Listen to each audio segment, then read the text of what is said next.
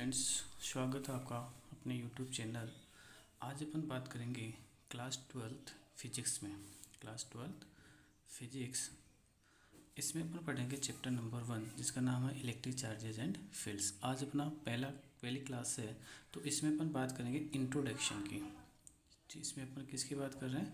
Introduction में अपन जो normally basic concept अपन आज देखेंगे कि इसमें बेसिक में क्या क्या काम आता है। ठीक है, तो चैप्टर शुरू करने से पहले अपन एक बात समझ लेते हैं कि एक साइंस की ब्रांच होती है इलेक्ट्रोमैग्नेटिज्म। क्या बोलते हैं उसको? इलेक्ट्रोमैग्नेटिज्म। इस इलेक्ट्रोमैग्नेटिज्म में जो क्या होता है, इसकी दो ब्रांचें होती हैं। ठीक है, एक होता है इलेक्ट्रोस्टैटिक्स, एक होती है इलेक्ट्रोडायनेमिक्स। दो ब्रांच होती है। देखो, इलेक्ट्रो का मतलब क्या होता है? इलेक्ट्रो का मतलब होता है चार्ज। इलेक्ट्रो का मतलब क्या होता है? चार्ज, जिसको अपन बोलते हैं आवेश। ठीक है, और स्टैटिक का मतलब होता है अपने पास में सिंपल स्थिर, रेस्ट। इसका मतलब क्या होता है? रेस्ट, यानी अपन बोल सकते हैं स्थिर, यानी वह ब्रांच जिसमें किसका अध्ययन किया जाता है? चार्ज किसमें हो? रेस्ट में, यानी जिसमें कोई मोशन नहीं हो रहा, उसमें जिसमें चार्ज रेस्ट में हो, उसमें उस ब्रांच को क्या कहेंगे अपन? इलेक्ट्रोस्टैटिक्स।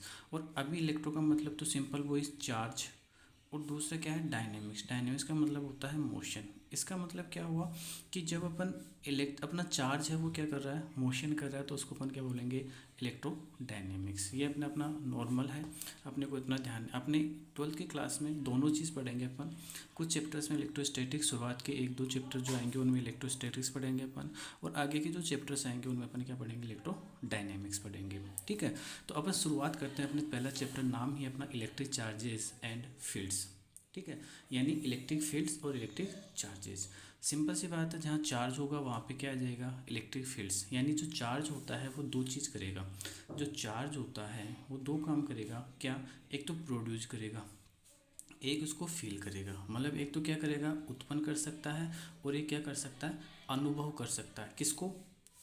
फील्ड को। इलेक्ट्रिक फील्ड को अनुभव कर सकता है। ठीक है, अभी समझना आपको। ठीक है, अब अपन बात करते हैं कि चार्ज के लिए बेसिक कॉन्सेप्ट आपको ध्यान रखना है। जो चीज़ है वो आपको बस याद रखनी है। चार्ज क्या होता है? ठीक है, तो मैं कह सकता हूँ जो चार्ज होता है ना, वो एक क्या होती है? फंडामेंटल प्रॉपर्टी कह सकते हैं अपन, है ना। फंडामेंटल प्रॉपर्टी होती है। पहली चीज़ तो आपको ध्यान रखनी है कि जो चार्ज होता है एक फंडामेंटल प्रॉपर्टी होती है। ठीक है, चार्ज क्या होता है? फंडामेंटल प्रॉपर्टी होती है। दूसरी बात अपने को जो ध्यान रखनी है, वो ध्यान रखनी है कि जो लाइक चार्ज होते हैं, दो प्रकार के चार्ज होते हैं। लाइक चार्ज, तो लाइक चार्ज जो होता है, और दूसरा होता है अनलाइक चार्ज। दूसरा क्या होता है? Unlike charges. ठीक है, लाइक चार्जेस और अनलाइक चार्जेस। लाइक चार्जेस का मतलब क्या हो गया? जैसे अपन बात करते हैं कि अगर मैं यहाँ पे एक तीसरा पॉइंट बनाऊँ, तो तीसरा पॉइंट मैं ये कह सकता हूँ कि जो चार्जेज होते हैं, ठीक है, वो कितने टाइप के होते हैं? 2 टाइप्स के होते हैं। कितने टाइप्स के होते हैं? 2 टाइप्स के होते हैं। ठीक है, एक होता है अपना कैसा? पॉजिटिव। एक होता है अपना पॉजिटिव, और एक होता है अपना नेगेटिव। और ये जो पॉजिटिव नेगेटिव है किसने दिया था? बेंजामिन फ्रैंकलिन ने दिया था। ये प्लस और ये माइनस अपन शो करते हैं, क्योंकि अपने दो चार्ज होते हैं, पॉजिटिव और नेगेटिव। अब लाइक चार्ज का मतलब क्या हो गया? जैसे पॉजिटिव दोनों क्या है? लाइक चार्ज है। तो जब पॉजिटिव पास में आएंगे तो दोनों क्या करेंगे? एक दूसरे को दूर भेजेंगे, यानी इनमें बनती नहीं है। सिंपल अपन ये कहें। नेगेटिव आएंगे तो भी दोनों क्या करेंगे? यानी सेम आवेश, समान आवेश, लाइक चार्ज अगर एक दूसरे के पास में आ रहे हैं तो उनमें क्या होता है?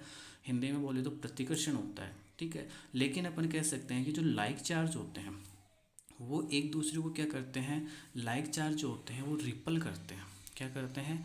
रिपल करते हैं। मतलब लाइक चार्ज में क्या होता है? रिपल होता है। रिपल का मतलब क्या होता है? प्रतिकर्षण होता है इनमें। समझ में आ रहा है? और अनलाइक चार्ज मतलब जैसे मैं कहूँ एक प्लस आ गया और एक क्या आ गया? माइनस आ गया। एक माइनस आ गया, एक क्या आ गया? प्लस आ गया। तो ये दोनों एक दूसरे को क्या करेंगे? अपने एक दूसरे की तरफ खींचेंगे, यानी इनमें क्या होगा?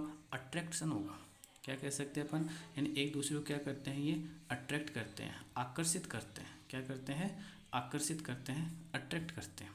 क्लियर यहाँ तक की बात। 3 पॉइंट।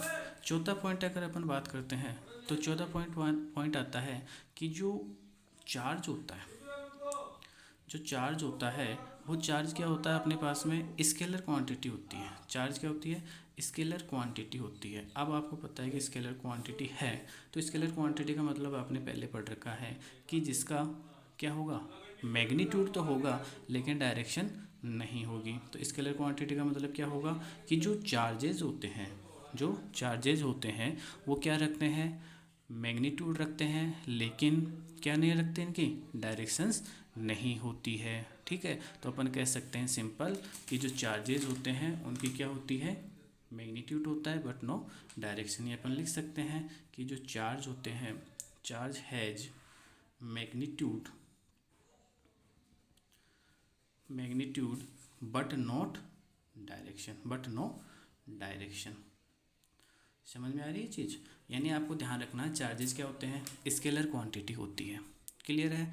नेक्स्ट अपन बात कर लेते हैं, ये बेसिक कॉन्सेप्ट है, आपको ध्यान रखना पड़ेगा, आगे अपने चैप्टर्स में ये काम आते रहेंगे। ठीक है, चार्जेस स्केलर क्वांटिटी होती है। स्केलर का मतलब आपको पता है कि जिसका मैग्नीट्यूड तो होता है लेकिन डायरेक्शन नहीं होती है। ठीक है, जैसे मैं कह सकता हूँ स्केलर क्वांटिटी, आपने फिजिक्स में 11 चैप्टर फर्स्ट चैप्टर में पढ़ा होगा कि इसकी स्केलर क्वांटिटी में जो आते हैं वो जैसे वेलोसिटी हो गया, टाइम हो गया, वो सब स्केलर। तो अपन यहाँ पे क्या कहेंगे, जो चार्ज होता है वो भी क्या होती है कि स्केलर क्वांटिटी होती है। ठीक है, अब नेक्स्ट बार अपन बात करते हैं, तो ये क्या करते हैं, अगर कोई चार्ज, ठीक है, रेस्ट में होता है, क्या होता है, रेस्ट में होता है, तो वो क्या प्रोड्यूस करता है। अभी मैंने कहा कि जो चार्ज होते हैं वो या तो प्रोड्यूस कर सकते हैं या अनुभव कर सकते हैं।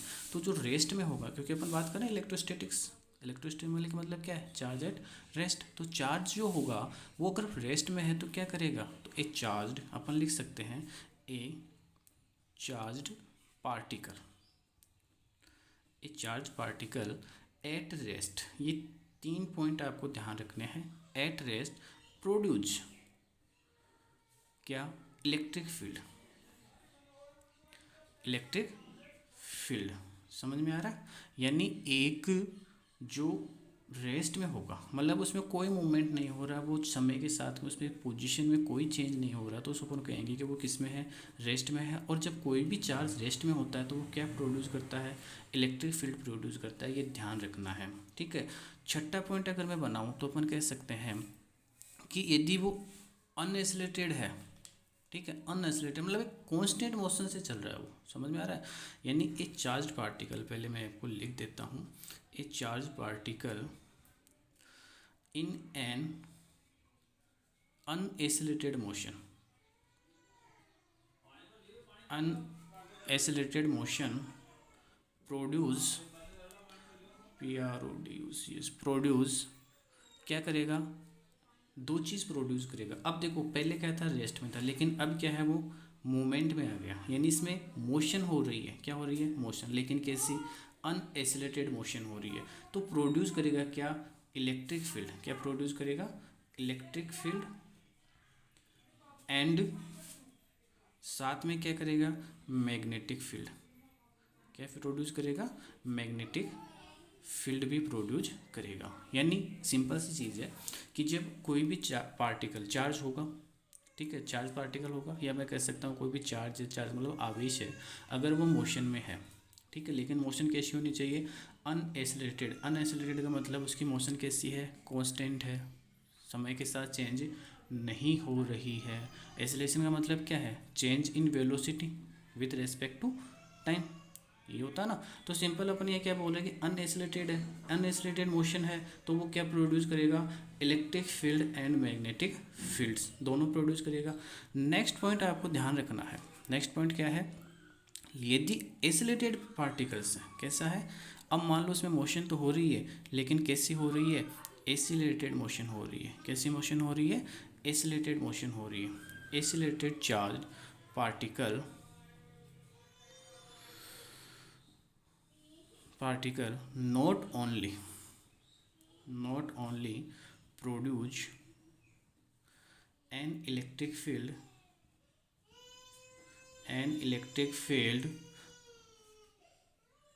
electric produce an electric field and magnetic field but also electric field and magnetic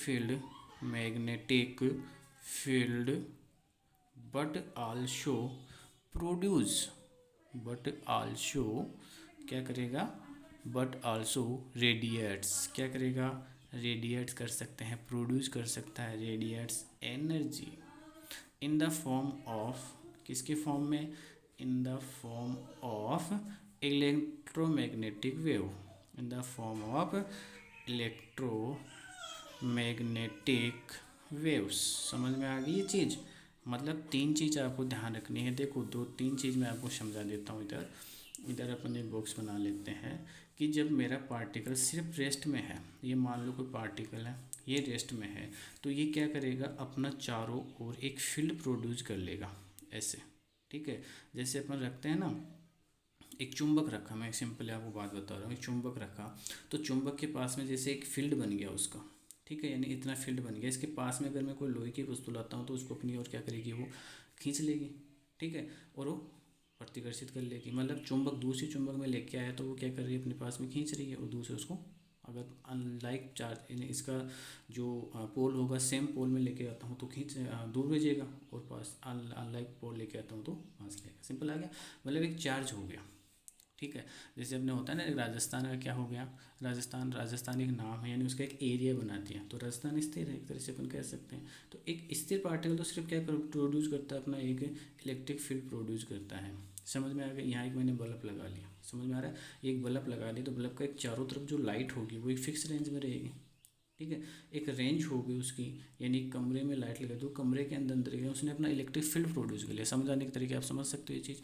अगर यही चीज़ है तो ये क्या कर रही है, कांस्टेंट वेव से चल रही है, यूँ लगातार, एसिलेटेड नहीं है, सिर्फ कांस्टेंट। यहाँ पे भी मान लो इसकी वेलोसिटी थी, मैं कह सकता हूँ यहाँ जो वेलोसिटी वही, यहाँ वही, यहाँ वही, यहाँ प्रत्येक जगह उसकी वेलोसिटी क्या है, कांस्टेंट है। तो वो दो, ये तो क्या करेगा, सिर्फ इलेक्ट्रिक फील्ड करेगा, ये तो सिर्फ इलेक्ट्रिक फील्ड, ये दोनों चीज़ करेगी, इलेक्ट्रिक एंड मैग्नेटिक फील्ड दोनों लाएगा। समझ में आ रहा है। अब तीसरा क्या कह रहा है कि इसकी जो एसिलेट, ये पार्टिकल था, पार्टिकल तो वही है, लेकिन ये पार्टिकल यहाँ पे वेलोसिटी, यहाँ पे वेलोसिटी, फिर यहाँ पे वेलोसिटी, फिर यहाँ पे, यानी धीरे धीरे इसकी वेलोसिटी में क्या हो रहा है, इम्प्रूव, मतलब इंक्रीज होती जा रही है, बढ़ती जा रही है। तो एसिलेशन हो गया। तो एसिलेशन होने पे 3 चीज़ आएगी, इलेक्ट्रिक फील्ड भी आएगा, मैग्नेटिक फील्ड भी आएगा, और तीसरा अपना क्या आ जाएगा, इलेक्ट्रोमैग्नेटिक वेव्स भी आ जाएगी। क्या आ जाएगी, इलेक्ट्रोमैग्नेटिक वेव्स भी आ जाएगी। तो आपको 3 चीज़ ध्यान रखनी है। क्या कि जब पार्टिकल किस में होता है, रेस्ट में होता है, तो रेस्ट में होगा तो क्या प्रोड्यूस करेगा, इलेक्ट्रिक फील्ड प्रोड्यूस करेगा। ठीक है, जब अपना चार्ज्ड पार्टिकल अनएसिलेटेड मोशन में होता है, मतलब मोशन कैसी उसकी कांस्टेंट है, तब क्या करेगा, वो इलेक्ट्रिक फील्ड और मैग्नेटिक फील्ड दोनों प्रोड्यूस करेगा। ठीक है, ये पॉइंट ध्यान रखने हैं, बहुत काम आने वाले हैं आपके। और जब एसिलेटेड चार्ज्ड पार्टिकल एसिलरेटेड है, कैसा है ये, एसिलरेटेड चार्ज पार्टिकल है। ठीक है, तो ये सिर्फ नॉट ओनली इलेक्ट्रिक फील्ड और मैग्नेटिक फील्ड बट आल्सो, इसके साथ साथ क्या करेगा, ये इलेक्ट्रोमैग्नेटिक वेव्स भी डेवलप करेगा। समझ में आ गया यहाँ तक का। ठीक है, नेक्स्ट बात अपन करते हैं। नेक्स्ट ये आता है अपने पास में, नेक्स्ट अपन बात करते हैं आपको चार्ज के लिए। तो इसका क्या ध्यान रखना पड़ेगा आपको, इसकी यूनिट्स को ध्यान रखना है। क्या ध्यान रखना है, इसकी यूनिट्स ध्यान रखनी है। ठीक है, अब यूनिट्स में क्या आएगा, देखो यूनिट्स की अगर अपन बात कर लेते हैं तो यूनिट्स क्या होती है, चार्ज। अच्छा, आपने करंट पढ़ा होगा, करंट, धारा। ठीक है, करंट जो होती है, मैं यहाँ पे आपको समझा देता हूँ। ये अपन ये कह सकते हैं यूनिट ऑफ चार्ज जो होता है, ये अपन कह सकते हैं एक तो होता है ऐसा यूनिट, ये अपन लिख सकते हैं सिंपल, यूनिट ऑफ चार्ज लिख दो आप, unit of charge. Unit of charge क्या होती है, कूलाम। क्या होती है, coulomb, COULOM, coulomb. Charge unit क्या होती है, कूलाम। ठीक है, कूलाम क्या होती है, इसकी यूनिट होती है। ये किस में होती है, ये इसकी यूनिट होती है। वो आपने 3 पद्धति पढ़ रखी होगी, पढ़ रखी है 3 पद्धति में अपने को पता है, SKS वो होती है, क्या बोलते हैं, MKS, CGS, SI। ठीक है, तो ये जो यूनिट होती है वो किस में होती है, SI यूनिट आपसे पूछ सकता है। ये कौन सी यूनिट होती है, SI यूनिट, एक कूलाम। ठीक है, अगर मैं बात करूँ CGS सिस्टम में जो यूनिट होती है, CGS यूनिट होती है, वो क्या होती है, स्टेट कूलाम होती है। क्या होती है, स्टेट कूलाम, ठीक है। और एक स्टेट कूलाम में अगर अपन बात करें कि एक स्टेट कूलाम में कितने कूलाम होते हैं, बता सकते हो आप? एक स्टेट कूलाम में कितने कूलाम होते हैं? तो ये आपके लिए रहेगा क्वेश्चन, आपको ये बताना है कमेंट बॉक्स में कमेंट करके कि एक स्टेट कूलाम में कितने कूलाम होते हैं। तीसरी अगर मैं बात करूं तो इसकी एक यूनिट होती है इसकी ESU, ठीक है। EMU होता है, ठीक है। EMU यानी एक स्टेट एक कूलाम इक्वल टू 1/10, एक कूलाम इक्वल टू 1/10 क्या होता है?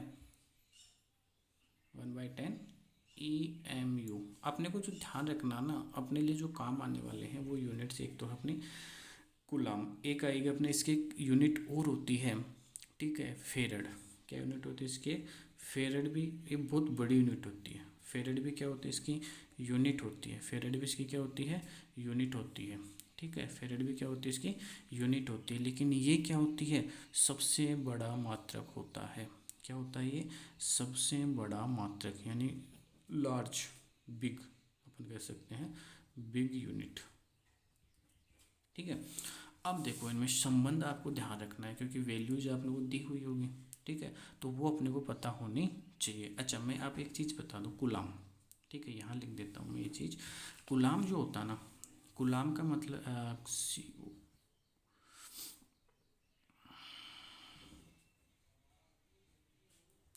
कूलाम इक्वल टू होता है एम्पियर मल्टीप्लाई सेकेंड।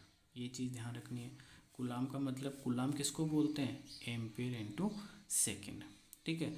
दूसरा अपन बात करें कि एक कूलाम जो होता ना, एक कूलाम की वैल्यू जो होती है, इसको डिनोट करते हैं C से। 1C का मतलब क्या है? कूलाम इक्वल टू, ये वैल्यू आपको ध्यान रखनी है, ठीक है। जो मैंने आपसे पूछी थी, आपको बताना है कि 1 कूलाम इक्वल टू कितने स्टेट कूलाम होते हैं, ठीक है। ये आपको बतानी है, आपके लिए कमेंट बॉक्स में आपको लिख के भेजना है। तीसरा मैं बात करता हूँ, चलो मैं बता ही देता हूँ क्योंकि आपका फर्स्ट क्लास है, आगे अगर कोई ऐसा क्वेश्चन आएगा तो आपसे पूछेंगे। तो 1 कूलाम इक्वल टू होता है 3 × 10⁻⁹। ये वैल्यूज ध्यान रखना स्टूडेंट, याद रखनी है आपको। 3 × 10⁻⁹ यूनिट स्टेट कूलाम, ठीक है। एक फेराड, आपने कहा कि फेराडे जो होता है ना, F फेराडे, ये सबसे बड़ी यूनिट होती है। फेराडे F सबसे बड़ी यूनिट, बिग यूनिट होती है। तो एक फेराडे इक्वल्स टू, ये वैल्यू आपको ध्यान रखनी है, एक फेराडे इक्वल्स टू होता है 96500 कूलाम। ये वैल्यू आपको ध्यान रखनी है। इसके और भी यूनिट्स आपको, जैसे न्यूमेरिकल करोगे तो न्यूमेरिकल में बड़ी यूनिट्स नहीं देते हैं, न्यूमेरिकल्स में क्या देते हैं अपने को, इसके अलग अलग, ठीक है, अलग अलग अपने को क्या देते हैं, इसके यूनिट्स देते हैं। एग्जाम में क्या पूछा जा सकता है, जैसे आता है माइक्रो कूलाम, ठीक है, यानी 10⁻⁻6 होता है इसका मतलब, ठीक है। 10⁻⁶ कूलाम माइक्रो, इसको क्या बोलते हैं? माइक्रो। यह सब आपको आते हैं क्योंकि क्लास में चीज़ें हो जाती है, ठीक है। फिर आता है अपना नैनो कूलाम, ठीक है। एक आ जाता है अपना ये 1 माइक्रो कूलाम, फिर एक नैनो कूलाम यानी 10⁻⁹, एक मिली कूलाम स्मॉल m, ठीक है। इसका मतलब क्या हो गया अपना, एक मिली कूलाम, यानी अपन लिख सकते हैं 10⁻⁻3, यहाँ पे 10⁻⁹ कूलाम। तो अपने सबसे ज़्यादा जो एग्ज़ाम में आता है वो कौन सा आता है? एक माइक्रो कूलाम। माइक्रो यूनिट आपको सबसे ज़्यादा एग्ज़ाम में न्यूमेरिकल्स में मिलती है, ठीक है। तो इसका आपको ध्यान रखना है। तो यहाँ तक कोई दिक्कत किसी को, मेरे हिसाब से कोई दिक्कत नहीं होनी चाहिए, ठीक है। नेक्स्ट पॉइंट जो 9 पॉइंट है वो अपन बात कर लेते हैं।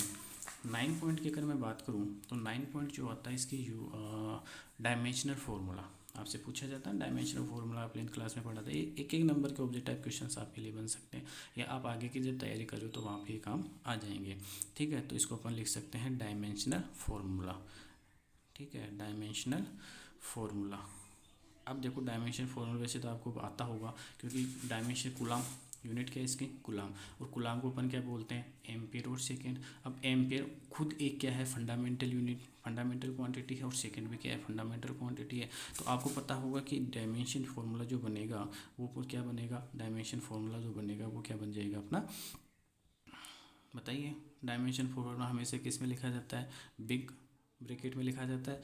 तो ए एम्पेयर के लिए और टी किसके लिए आ जाएगा, सेकंड के लिए। तो इसका क्या होगा, डायमेंशन फॉर्मूला। अच्छा, एक चीज़ और ध्यान रखनी है आपको कि अपन जो चार्ज होता है, ठीक है, ये जो चार्ज होता है, इस चार्ज को अपन डिनोट किससे करते हैं, रिप्रेजेंट किससे करते हैं, ठीक है। तो जो चार्ज होता है इज रिप्रेजेंटेड बाय दो चीज़, या तो स्मॉल क्यू या कैपिटल क्यू, दोनों में से किसी से भी आप इसको क्या कर सकते हो, डिनोट कर सकते हो, ठीक है। ऐसा कुछ वो नहीं है कि आपको स्पेशल इंस्ट्रक्शन रखना है, इसका कोई वो नहीं होता बस। तो ये बेसिक चार्ज हो गया, क्या हो गया अपना, बेसिक चार्ज के बारे में हो गया। एक बार मैं फटाफट रिवाइज कर देता हूँ। अब और बात कर रहे हैं अपने चैप्टर नंबर फर्स्ट है इलेक्ट्रिक चार्ज एंड फील्ड्स। इसमें सबसे पहले अपन बात कर लेते हैं कि चार्ज क्या होता है। तो चार्ज क्या है, एक फंडामेंटल प्रॉपर्टीज होती है। और चार्ज अपने पास में दो टाइप्स होते हैं। चार्ज कितने प्रकार के होते हैं, दो प्रकार के होते हैं। इसको दो बना लो, इसको तीन बना लो। चार्ज दो टाइप्स होते हैं, पॉजिटिव और नेगेटिव। फिर ये अपने छोटी छोटी क्लास में पढ़ चुके होते हैं, लाइक चार्ज और unlike charge, plus plus minus plus, ठीक है। चार्ज क्या होता है, स्केलर क्वांटिटी है। स्केलर क्वांटिटी का मतलब मैग्नीट्यूड तो होगा लेकिन उसकी डायरेक्शन नहीं होगी, ठीक है। ये सबसे इंपॉर्टेंट पॉइंट है आपके लिए। तीन पॉइंट है ना, 5 6 7, ये आपको बहुत अच्छे से ध्यान होने चाहिए कि जो एक चार्ज पार्टिकल रेस्ट में होगा, मतलब एक चार्ज होगा वो रेस्ट में होगा तो क्या प्रोड्यूस करेगा, इलेक्ट्रिक फील्ड करेगा। और अगर जो अनएक्सेलरेटेड मोशन में होगा वो इलेक्ट्रिक फील्ड और मैग्नेटिक फील्ड दोनों प्रोड्यूस करेगा। लेकिन एक्सेलरेटेड है तो वो तीन चीज़ प्रोड्यूस करेगा, इलेक्ट्रिक फील्ड भी करेगा, मैग्नेटिक फील्ड भी करेगा और इलेक्ट्रोमैग्नेटिक वेव भी करेगा, ठीक है। बाकी नॉर्मल चीज़ें हैं, ये आपके काम में आने वाली। इसकी यूनिट्स क्या है, डायमेंशन क्या है। चलते हैं अपन नेक्स्ट चैप्टर, नेक्स्ट क्लास में। देखो आगे क्या बात करेंगे अपन, आगे अपन बात करते हैं प्रॉपर्टी ऑफ इलेक्ट्रिक चार्ज। किसकी बात कर रहे हैं अपन, बात करेंगे अपन अपने प्रॉपर्टी ऑफ इलेक्ट्रिक चार्ज, ठीक है। प्रॉपर्टी ऑफ इलेक्ट्रिक चार्ज, देखो properties of electric charge, property of electric charges. देखो प्रॉपर्टी ऑफ इलेक्ट्रिक चार्जेस में क्या आता है, सिंपल सी चीज़ है। तीन प्रॉपर्टी होती है, ध्यान से समझ लेना। तीन प्रॉपर्टी होती है इसकी। क्या, पहली प्रॉपर्टी होती है वो होती है इसकी additivity of charges. Additivity, additivity of charges, additivity of charges मतलब क्या है, अपने को ऐड करना है, किसको, चार्जेस को ऐड करना है। देखो चार्जेस में क्या आ रहा है, प्लस भी आ रहा है और माइनस भी आ रहा है, ठीक है।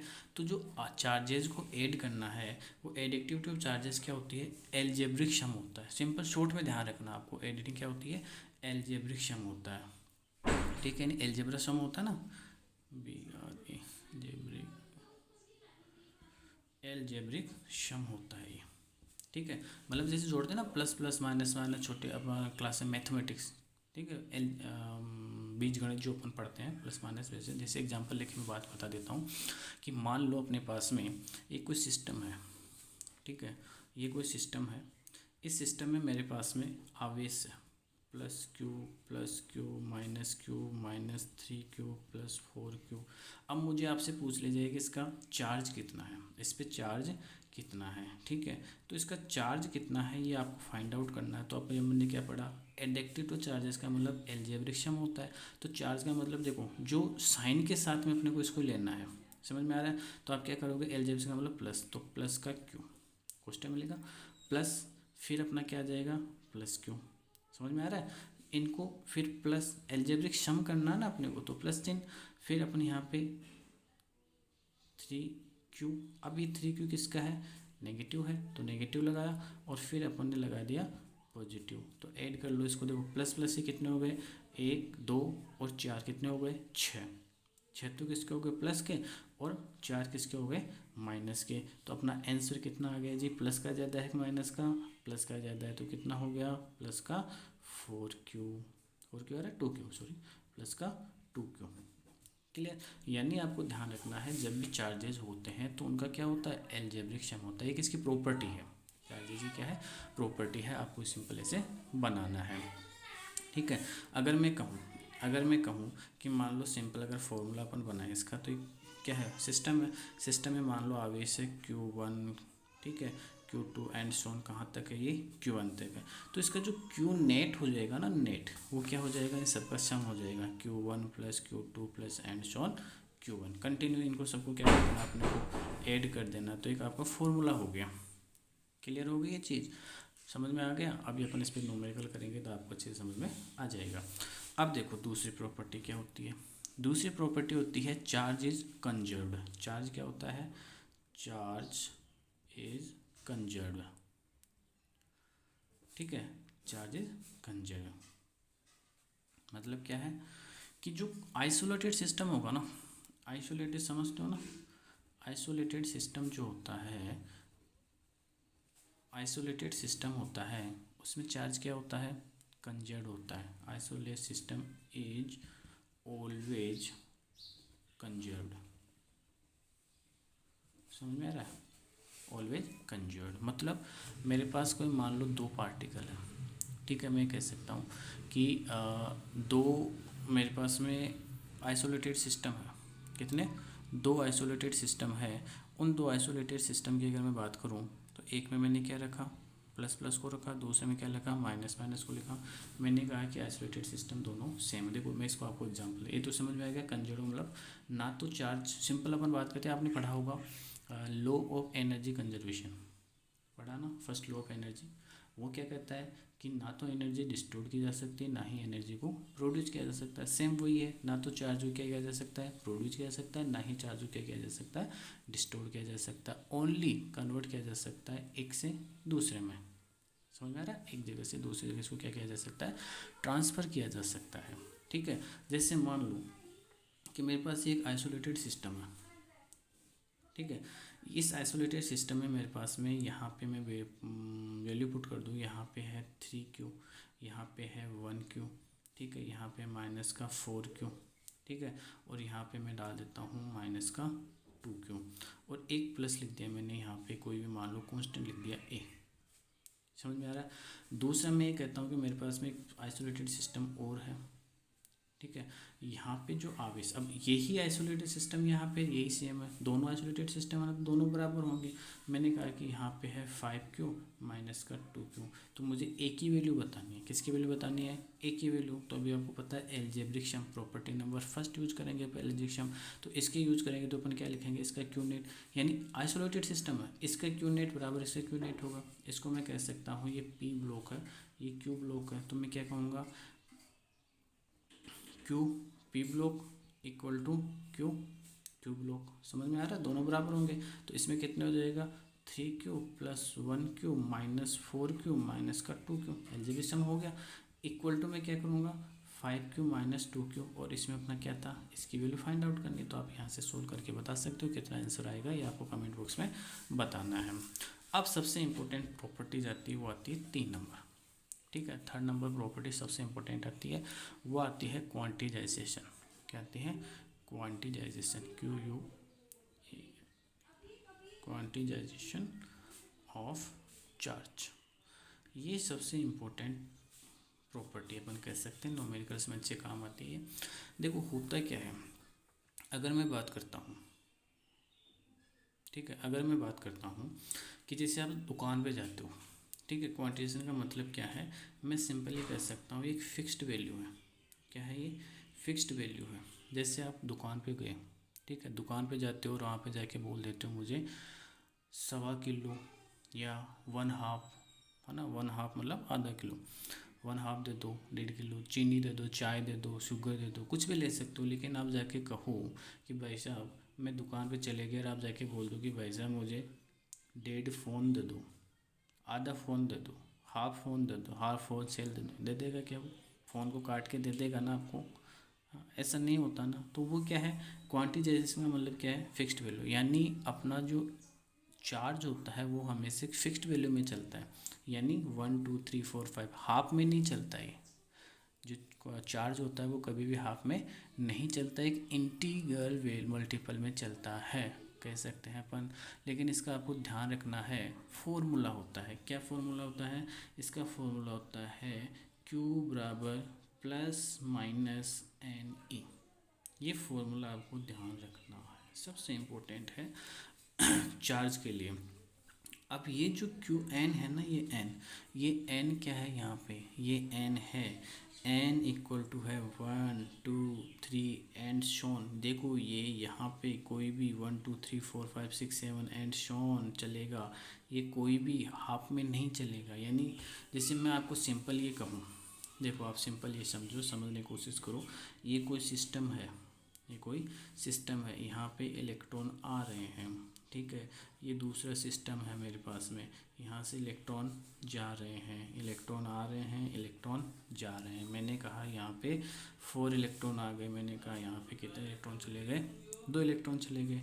अच्छा तो एक चीज़ बताओ इससे पहले कि जो इलेक्ट्रॉन होता है उसकी वैल्यू कितनी होती है, इलेक्ट्रॉन पे चार्ज कितना होता है, या मैं कहूँ क्यू ई की वैल्यू कितनी होती है, ठीक है।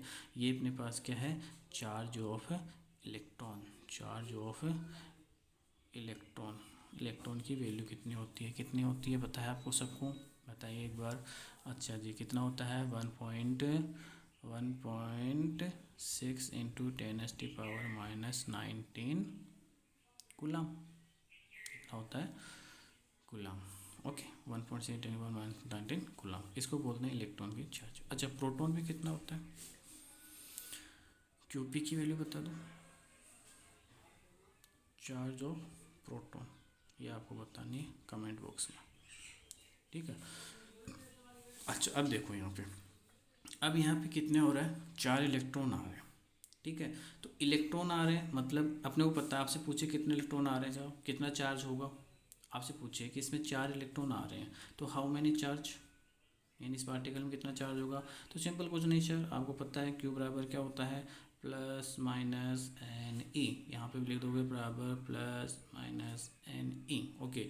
इलेक्ट्रॉन, इलेक्ट्रॉन का मतलब इलेक्ट्रॉन है, इलेक्ट्रॉन ई की वैल्यू, ई की वैल्यू यहाँ पे फॉर्मूले में की वैल्यू कितनी है, 1.6 × 10⁻⁻19 कूलम, ठीक है। एन कितने आए, 4 आए, तो क्यू इक्वल टू क्या हो गया। अब देखो आ रहे हैं ना, आ रहे हैं, आ रहे हैं तो प्लस लोगे माइनस लोगे, ये चीज़ आपको ध्यान रखनी है। आ रहे हैं तो प्लस लोगे या माइनस लोगे, बहुत इंपॉर्टेंट चीज़ है, बताइए फटाक से। आ रहे हैं तो प्लस लोगे माइनस लोगे, हाँ जी आ रहे हैं और जा रहे हैं, आने पे क्या लेंगे, आने पे क्या लेंगे, आ रहे हैं, इलेक्ट्रॉन आ रहे हैं तो इलेक्ट्रॉन पे कैसे चार्ज होता है, माइनस होता है, तो आ रहे हैं मतलब माइनस, तो आ रहे हैं तो माइनस, ठीक है। लेंगे कितने, 4 और ई, जा रहे हैं चले गए, तो क्या लिखेंगे, Q बराबर प्लस प्लस के 2E, इस पे आवेश कितना है 2E, इस पे आवेश कितना है 4E। देखो मैं इसको आपको, आपने केमिस्ट्री में पढ़ा होगा इलेक्ट्रॉनिक विन्यास, केमिस्ट्री में क्या पढ़ा है, इलेक्ट्रॉनिक विन्यास पढ़ा है ना। तो इलेक्ट्रॉनिक विन्यास में अपन देखते हैं कि एक ये आने जाने की बात करते हैं अपन, है ना। आपने देखा होगा सोडियम पे प्लस लगा होता है, क्लोरीन पे माइनस लगा होता है, कैसे, क्योंकि यहाँ पे जब आप इसका इलेक्ट्रॉनिक विन्यास देखोगे, ठीक है, तो इसका इलेक्ट्रॉनिक विन्यास क्या होता है बताएं, सोडियम का इलेक्ट्रॉनिक विन्यास कितना होता है, अच्छा कितना होता है, 11 होता है ना इसका, 11, ठीक है। प्रोटॉन 11 इलेक्ट्रॉन होते हैं इसमें। अगर मैं बात करूँ, अगर मैं बात, चलो पूरा देखते अपन, सोडियम की बात करें तो इलेक्ट्रॉन कितने होते हैं 11, ठीक है, अभी सोडियम की बात करें, और प्रोटॉन भी कितने होते हैं 11, ठीक है। जब ये सोडियम, इसका इलेक्ट्रॉन विन्यास कितना होता है 11 है ना, तो इलेक्ट्रॉन निशान आपको पता है कितना होगा, कितना होगा बताएं, 1s, कितना होगा 1s2, 2s2, यानी अपन अगर कक्ष की बात करें तो कक्ष की बात करें तो इलेक्ट्रॉन विन्यास कितना हो जाएगा इसका 281, सिंपल ये होगा ना 281। अब ये एक इलेक्ट्रॉन यहाँ पे है, कक्ष पूरा हुआ क्या यहाँ पे, नहीं हुआ ना, कक्ष यहाँ पे पूरा नहीं हुआ, तो इसके लिए क्या करेगा ये, इसके लिए क्या करेगा ये, इसको त्याग देगा, मतलब छोड़ देगा, भेज देगा। तो भेज रहा मतलब इसमें से इलेक्ट्रॉन क्या कर रहा है, जा रहा है। देखो प्रोटॉन कुछ नहीं जाए, अभी बात करेंगे आगे, इलेक्ट्रॉन यहाँ से जा रहा है, तो जा रहा है मतलब आप इस पर क्या लिखोगे Na+। यहाँ पे अगर बात करते हैं क्लोरीन, ठीक है, किसकी बात करते हैं क्लोरीन, तो क्लोरीन पे अपने पास कितना इलेक्ट्रॉन विन्यास कितना होता है क्लोरीन का 17, सही है ना। इलेक्ट्रॉन क्लोरीन विन्यास कितना होता है, यानी इसमें भी इलेक्ट्रॉन कितने होते हैं 17, और इसमें प्रोटॉन भी कितने होते हैं 17, ठीक है।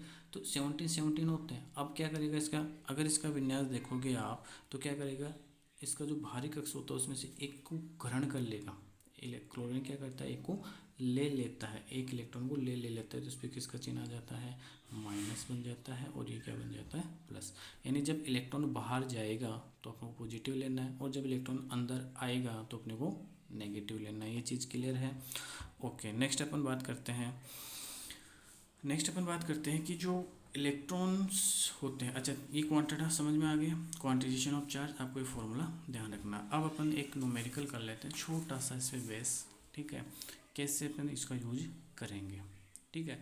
तो न्यूमेरिकल लिखिए, हाउ मैनी इलेक्ट्रॉन्स, क्वेश्चन लिखना आपको, how many electrons are there in one coulomb of negative charge. Question क्या है, छोटा सा क्वेश्चन है, न्यूमेरिकल है एक तरह से। हाउ मैनी, अभी अपन ने जो पढ़ा ना उसी का है, how many electrons are there in one coulomb of negative charge. आपको क्या बताना है, आपको बताना है कि इसमें कितने इलेक्ट्रॉन है, समझ में आ रहा है। नेगेटिव चार्ज जो होता है उसमें कितने, number of, how many, number निकालना है ना, मतलब अपने को चार्ज का फॉर्मूला, देखो सिंपल सी चीज़ है, अपने को चार्ज का फॉर्मूला पता है, क्यू बराबर क्या होता है, एन ही होता है, सिंपल चीज़ है, ठीक है। अब अपने को क्या बताना है, नंबर ऑफ इलेक्ट्रॉन्स बताना है, नंबर ऑफ इलेक्ट्रॉन्स बताने ना, how many, number of electron मतलब एन की वैल्यू बतानी है, तो मैं यहाँ से एन इक्वल टू क्या कर सकता हूँ, क्यू अपॉन ई कर सकता हूँ। अब क्यू का वैल्यू कहाँ से देखेंगे, ठीक है, क्यू से किसको, देखो क्वेश्चन को समझना है, क्यू को किससे डिनोट करते हैं अपन, क्यू क्या होता है, चार्ज होता है, और चार्ज का मतलब स्मॉल क्यू चार्ज है, तो चार्ज की वैल्यू दे रखी है क्या यहाँ पे अपने को, 1 कूलम, तो क्यू की वैल्यू कितनी हो गई, n equals to 1 divided by e की वैल्यू आपको पता है कांस्टेंट होती है कितनी, 1.6 इंटू 10⁻⁻19 होता है क्या, होता है जी। इसको जब आप सोल्व करोगे तो इसको आप ऐसा लिख सकते हो, 1.6 इंटू 10⁻⁻19, क्योंकि नीचे वाला चला गया ऊपर, तो ऊपर जाए कितना हो गया, 19 हो गया। अब इसका जब आप डिवाइड करोगे तो एन की वैल्यू कितनी आ जाएगी, 6.25 इंटू 10⁻18 इलेक्ट्रॉन। तो आपसे अगर कोई पूछे कि देखो यहाँ से तीन चीज़ अपन फाइंड आउट कर सकते हैं, चार्ज फाइंड आउट कर सकते हैं, अपना फॉर्मूला होता है क्यू बराबर एन ई, इससे अपन तीन चीज़, इलेक्ट्रॉन्स का, ये तो ई तो कांस्टेंट होता है, ठीक है, ये वैल्यू क्लियर है, ओके, मतलब फिक्स होती है, ध्यान रखनी है। यहाँ से अपन number of electrons find out कर सकते हैं, और उस पर चार्ज कितना है वो चीज़ फाइंड आउट कर सकते हैं। ओके, क्लियर है। अब आपके लिए एक छोटा सा क्वेश्चन है, ये जो आपने पढ़ा है कितना अच्छा समझ में आया, ठीक है, उसके लिए आपको एक क्वेश्चन सोल्व करके कमेंट्स बॉक्स में उसका आंसर देना है, ठीक है, ट्राई करना है। क्वेश्चन लिखिए, क्वेश्चन सेम फॉर प्रोसेस में चलना है आपको, ठीक है। क्वेश्चन लिखिए, a sphere of lead of mass 10 gram has net charge कितना, -2.5 इंटू 10⁻9 कूलम, ठीक है, ये अपना क्वेश्चन है। फाइंड आउट करना आपको फर्स्ट क्या फाइंड आउट करना है, number of axis electron on the sphere, numbers of axis electrons on the sphere, ठीक है। दूसरा आपको फाइंड आउट करना है, चलो एक ही चीज़ बता दो, अभी आपकी शुरुआत में है, ठीक है, फर्स्ट चीज़ अपन इसका आंसर आपको कमेंट बॉक्स में बताना है। तो ये आपकी आज की क्लास कैसी लगी आपको, ठीक है, कमेंट्स बॉक्स में कमेंट करके ज़रूर बताएं। ओके, अगर अच्छा लगे तो लाइक कर दें और शेयर करें, अभी सभी मित्रों को बताएं। फिजिक्स की क्लास शुरू हो गई है, एकदम बेसिक से अपन चल रहे हैं यहाँ पे, ठीक है। ओके।